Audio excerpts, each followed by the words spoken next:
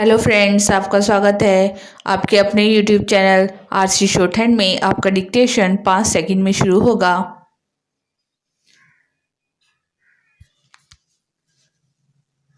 Start.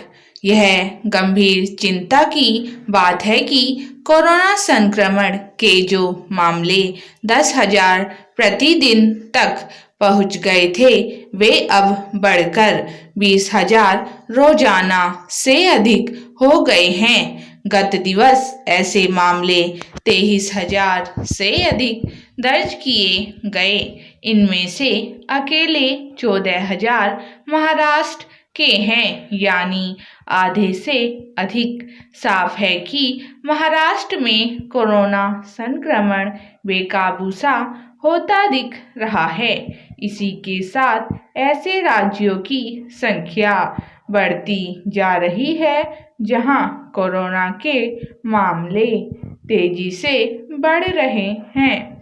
Punjab, Tamil Nadu, Karnataka, Gujarat आदि के बाद अब हरियाणा और दिल्ली में भी कोरोना के मामले जिस रफ्तार से बढ़ रहे हैं, उससे इस आशंका ने सिर उठा लिया है कि कहीं पहले जैसे हालात तो नहीं बन जाएंगे। स्पष्ट है कि जहां केंद्र सरकार को कोरोना संक्रमण पर काबू पाने के लिए उठाए जा रहे कदमों की निगरानी बढ़ानी होगी, वहीं राज्यों को भी नए सिरे से कमर कसनी होगी। इसके साथ ही आम लोगों को भी समझना होगा कि कोरोना का खतरा अभी टला नहीं है और अब भी पहले जैसी सावधानी बरतने की जरूरत है।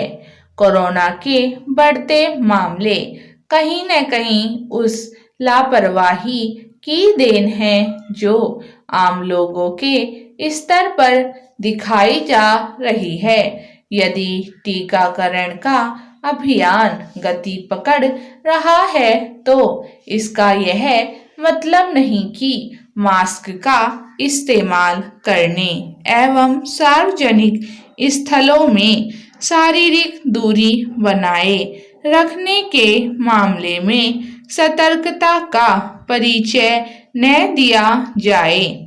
हर किसी को सावधान रहने की जरूरत इसलिए है क्योंकि बात केवल खुद को कोरोना संक्रमण से बचाने की ही नहीं, बल्कि उद्योग, व्यापार, पठन पाठन आदि से जुड़ी गतिविधियों को पहले जैसी स्थिति में लाने की भी है। इन सब की चिंता इसलिए की जानी चाहिए क्योंकि इससे ही आजीविका के साधनों को सुदृढ़ करने और अर्थव्यवस्था को बल देने में मदद मिलेगी। यह ठीक है कि केंद्रीय स्वास्थ्य मंत्रालय राज्यों में अपनी टीमें भेज रहा है, लेकिन उसे यह भी सुनिश्चित करना चाहिए कि ज्यादा से ज्यादा लोगों को टीका कैसे लगे। अब जब टीकाकरण के प्रति उत्साह दिखाया जा रहा है, तब फिर कोशिश इसकी होनी चाहिए कि प्रतिदिन 25-30 लाख लोगों को टीका अवश्य लगे। इसी तरह यह भी आवश्यक है कि टीका लगवाने के मामले में आयु की सीमा यदि खत्म न की जा सके तो उसे और कम तो किया ही जाए। वास्तव में ऐसी स्थिति बनानी चाहिए कि जो भी टीका लगवाना चाहे वह लगवा सके। उन्हें तो यह सुविधा मिलनी ही चाहिए जो अपने काम धंधे के सिलसिले में भीड़ भाड़ वाले इलाके में आते जाते हैं या सार्वजनिक परिवहन के साधन इस्तेमाल करते हैं। स्टॉप।